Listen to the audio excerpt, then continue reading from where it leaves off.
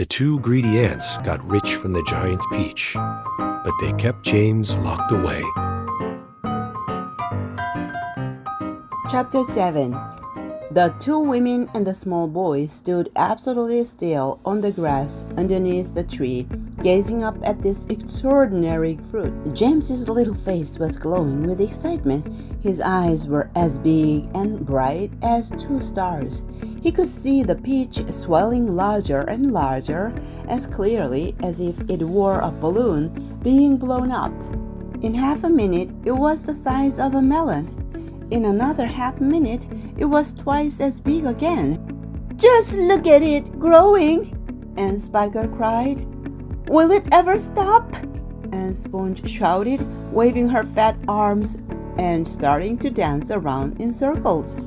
And now it was so big, it looked like an enormous butter-colored pumpkin dangling from the top of the tree. "Get away from the tree trunk, you stupid boy!" Aunt Spiker yelled. "The slightest shake, and I'm sure it'll fall off. It must weigh 20 or 30 pounds at least." The branch that the peach was growing upon was beginning to bend over farther and farther because of the weight. "Stand back!" Aunt Sponge shouted. "It's coming down! The branch is going to break!" But the branch didn't break. It simply bent over more and more as the peach got heavier and heavier, and still it went on growing. In another minute, this mammoth fruit was as large and round and fat as Aunt Sponge herself, and probably just as heavy. "It has to stop now!" Aunt Spiker yelled. "It can't go on forever!"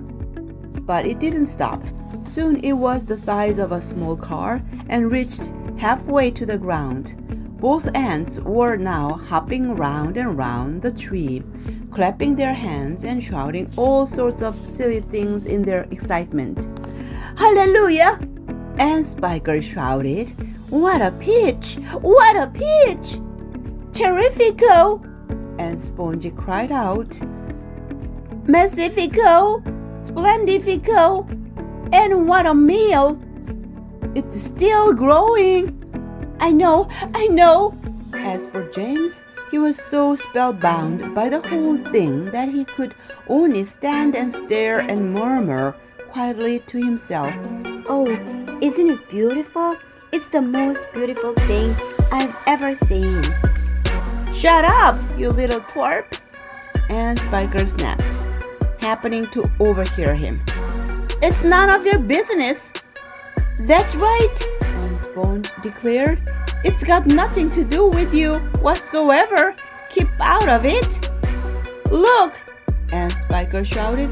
"It's growing faster than ever now. It's speeding up." "I see, Spiker. I do. Bigger and bigger grew the peach. Bigger and bigger and bigger.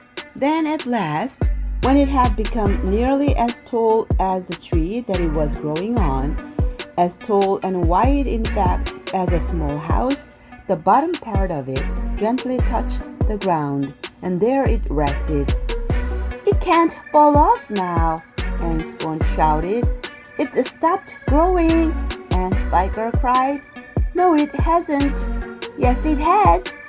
"It's slowing down, Spiker. It's slowing down, but it hasn't stopped yet. You watch it." There was a pause. "It has now. I believe you're right. Do you think it's safe to touch it?" "I don't know. We'd better be careful." Aunt Sponge and Aunt Spiker began walking slowly around the peach, inspecting it very cautiously from all sides.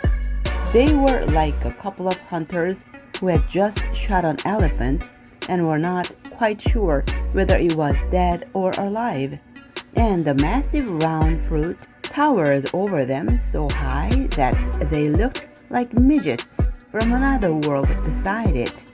The skin of the peach was very beautiful, a rich buttery yellow with patches of brilliant pink and red. Aunt Sponge advanced cautiously and touched it with the tip of one finger. "It's ripe!" she cried. "It's just perfect! Now look here, Spiker. Why don't we go and get a shovel right away and dig out a great big chunk of it for you and me to eat? No, and Spiker said, not yet. Why ever not? Because I say so. But I can't wait to eat some. And Sponge cried out. She was watering at the mouth now, and a thin trickle of spit was running down one side of her chin. My dear Sponge, and Spiker said slowly, winking at her sister and smiling a sly, thin-lipped smile. There's a pile of money to be made out of this, if only we can handle it right. You wait and see. Chapter 8. The news that a peach almost as big as a house had suddenly appeared in someone's garden spread like wildfire across the countryside, and the next day a stream of people came scrambling up the steep hill to gaze upon this marvel. Quickly, Anne Sponge and Anne Spiker called in carpenters and had them build a strong fence round the peak to save it from the crowd. And at the same time, these two crafty women stationed themselves at the front gate with a large bunch of tickets and started charging everyone for coming in. Roll up! Roll up! And Spiker yelled. Only 1 shilling to see the giant peach. Half price for children under 6 weeks old. And Sponge shouted. 1 at a time, please. Don't push, don't push. You're all going to get in. Hey, you! Come back there. You haven't paid.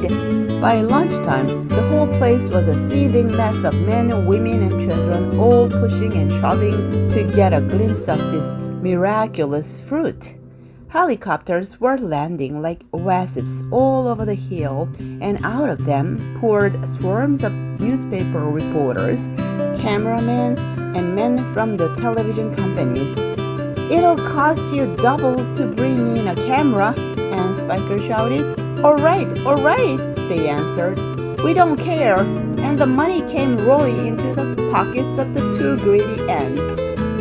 But while all this excitement was going on outside, poor James was forced to stay locked in his bedroom, peeping through the bars of his window at the crowds below.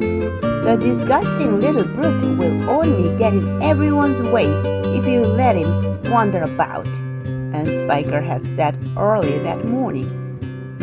Oh, please, he had begged. I haven't met any other children for years and years, and there are going to be lots of them down there for me to play with.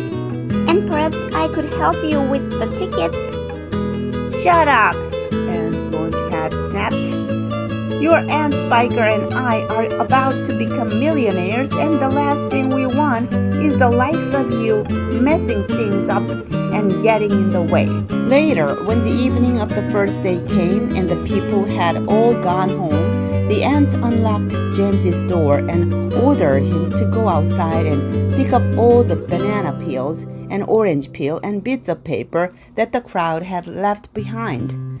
Could I please have something to eat first? He asked. I haven't had a thing all day. No, they shouted, kicking him out of the door. We are too busy to make food. We are counting our money. But it's dark, cried James. Get out, they yelled, and stay out until you've cleaned up all the mess. The door slammed. The key turned in the lock. Let's summarize. Fill in the blanks. Remember the 5 words. Stop, touch, greedy, marvelous, locked. 1. A tiny peach started growing on the tree, and it didn't stop. 2. The giant peach got so big that it began to touch the ground. 3. The 2 ants were very greedy and wanted all the money. 4. People came from everywhere to see the marvelous peach. 5. Poor James was locked away in his room all day.